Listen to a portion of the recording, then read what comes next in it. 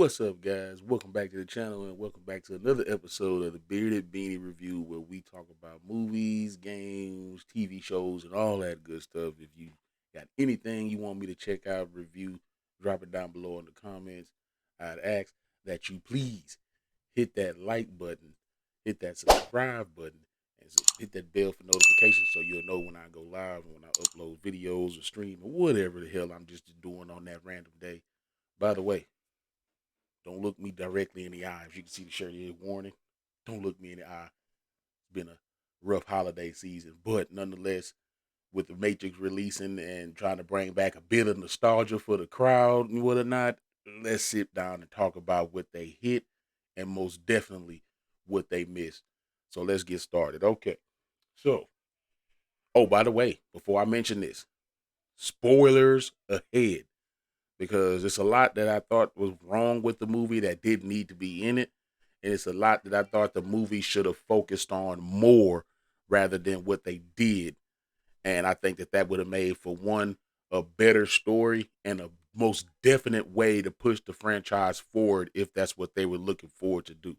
Now, the way that this movie had came about, because it had been rumored for a long time that the Wachowskis did not want to make another Matrix movie. But of course, living in the world we live in today, cash grabs are the new thing, and WB were going to make this movie without the team or with the team. You know what I'm saying? And they even mocked this themselves in this movie because the synopsis, like I described in the other video of this movie, is Neo is now back in the Matrix, and as we all suspected, he has been put there involuntarily.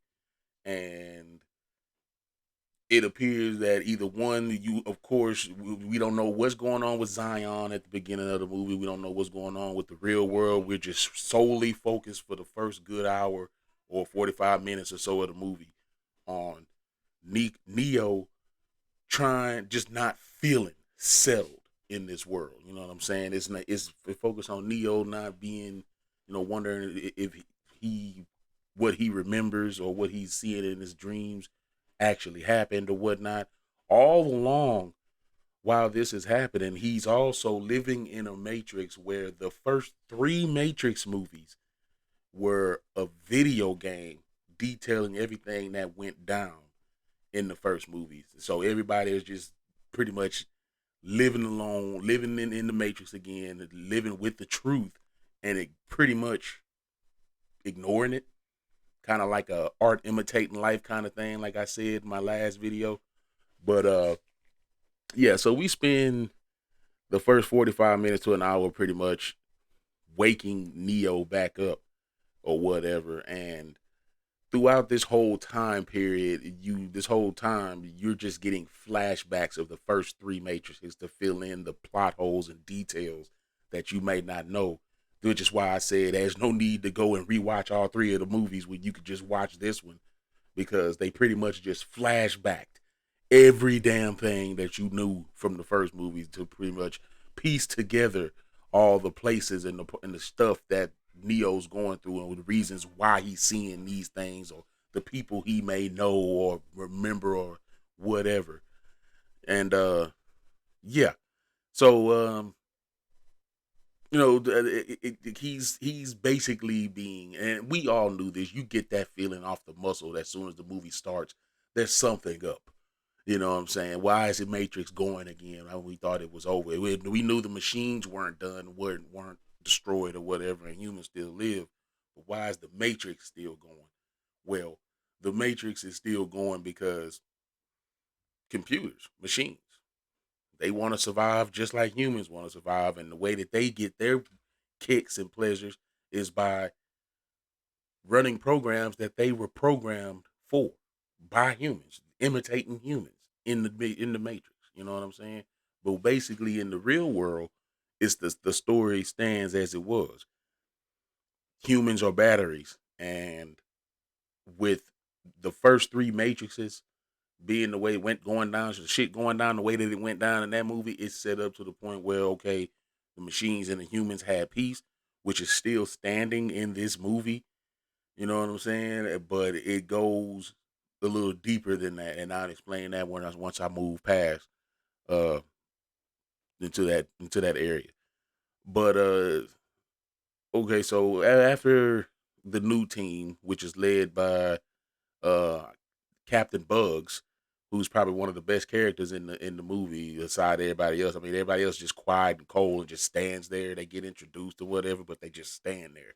You know, uh, of course, you have a bunch of returning cast and Keanu Reeves, Carrie Ann Moss, and you have a new addition of uh, uh, uh, Yahya Abdul Mateen was his name, I guess, playing Morpheus, and you get a really good idea of why Morpheus is this Morpheus and not Lawrence Fishburne.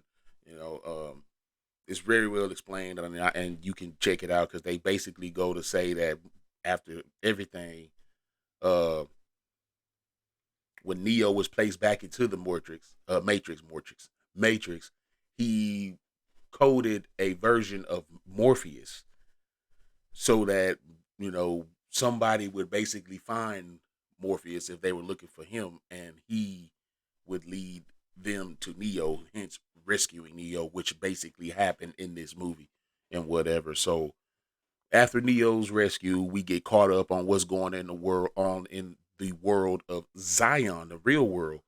Well, Zion technically does not exist anymore, and we have a new uh place of residence for the people, the real world, and they live in a city called Ion, built my bad, Io, built by humans and machines. Because when Neo did what Neo did in Revolutions, he pretty much changed the way that machines and humans felt toward each other. Some machines still felt the same way they did felt. They just abide by the rules of peace. And some machines was like, hey, we don't want to be slaves to our own machines. We want to be able to do our own thing and live freely and help, you know, others as intended. So, okay, now we have in this real world digital machines that are working in the real world from the Matrix because they've made the flip. And now all of a sudden you can wake up machines like you can wake up people back in the old and in the Matrix. So yeah, but we didn't get introduced to Jada Pickett's Niobe, an older Niobe, the general of Ion, the new head honcho in charge. And yeah, we she gives us the rundown of pretty much how life has been after the events of Revolution, stating that that they always lived in fear after what Neo did, and how a lot of people still looked up to Neo as the prophet and whatnot, and they lived by the word of Neo and all that good stuff. They even had a neotologist. The hell is a neotologist? Somebody, I know what it is, but come on now, So yeah, we find out that Morpheus had died, being he was the head honcho over in Zion, and he continued to live the dream and to thank Neo and whatever, and everybody else in the shrine that she showed Neo also did. But Morpheus died in the real world, which is why he is not in this movie, because Morpheus is dead in the real world. It's been 60 years, I think, since Revolutions, and it took 20 to find Neo. But yeah.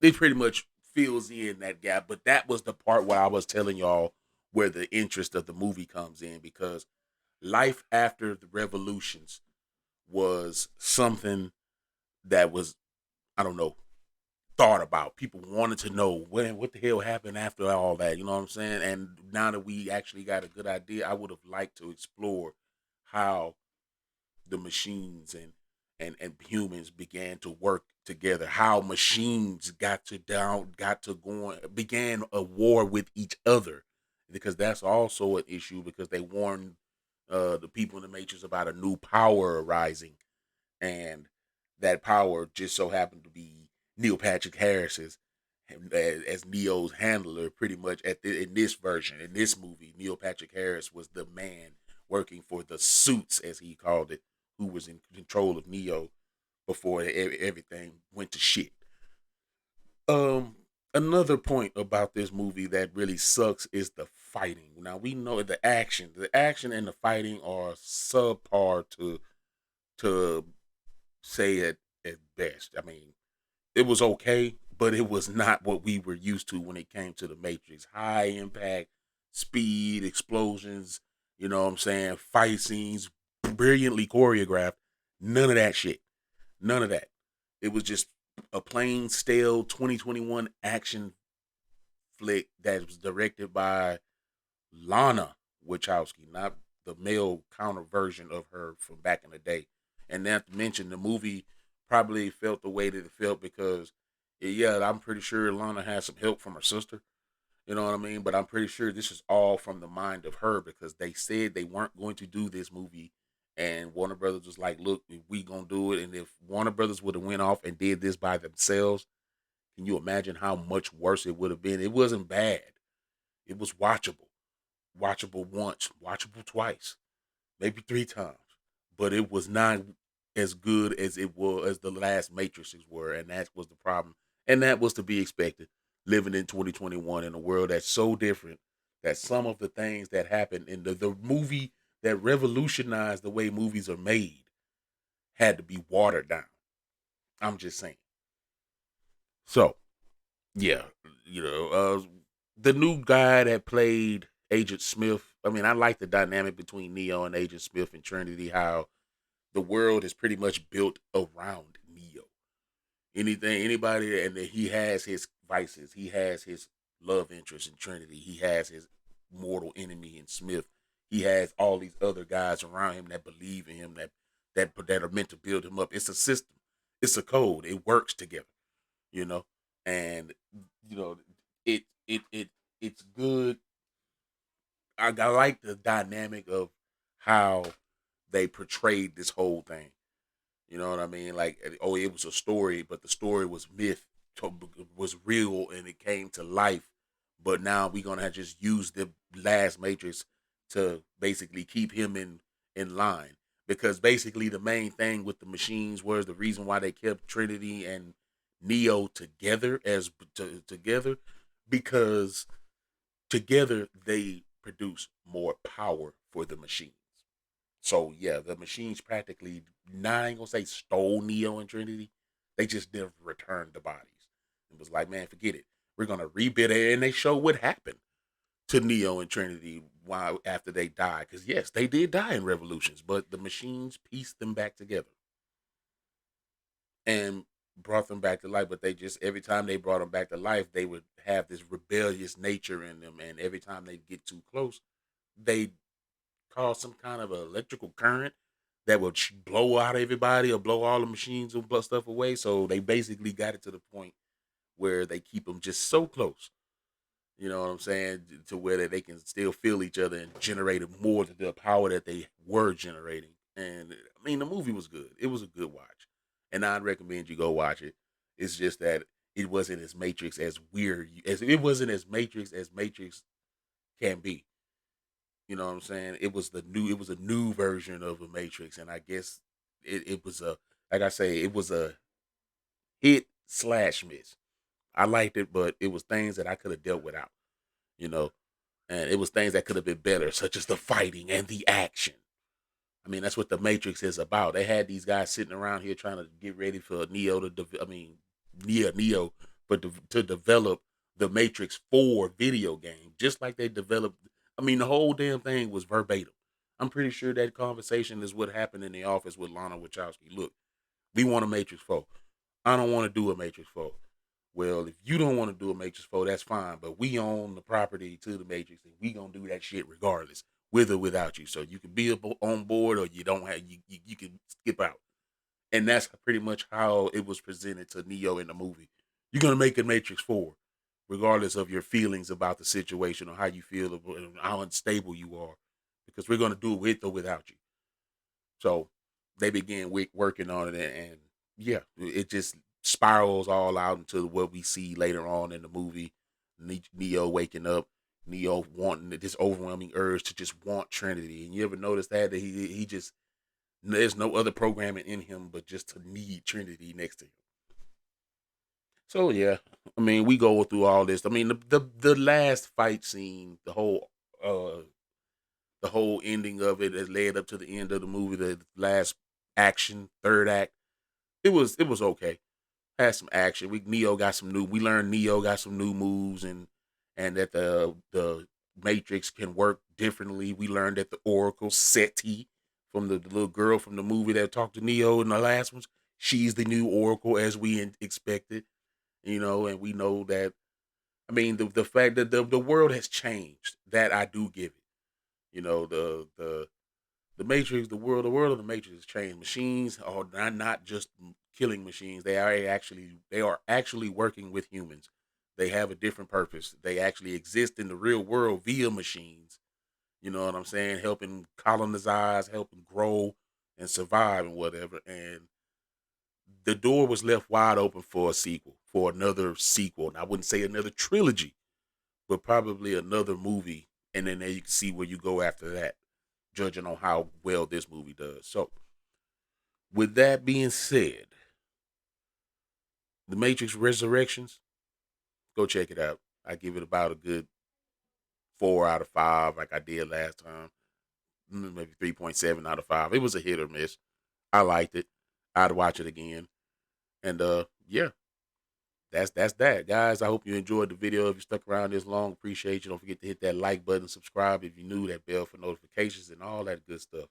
This is your man without the beanie because I just got a fresh cut, but the beard is still intact and looking ever so good. Yeah, this your man Bearded Beanie, brother, coming at you with another episode of the Bearded Beanie Review. This has been The Matrix, and guys, I appreciate y'all for coming through. Merry Christmas, Happy Holidays to you and your family. Hope you get everything you want, and y'all take it easy. Have a good one, and peace.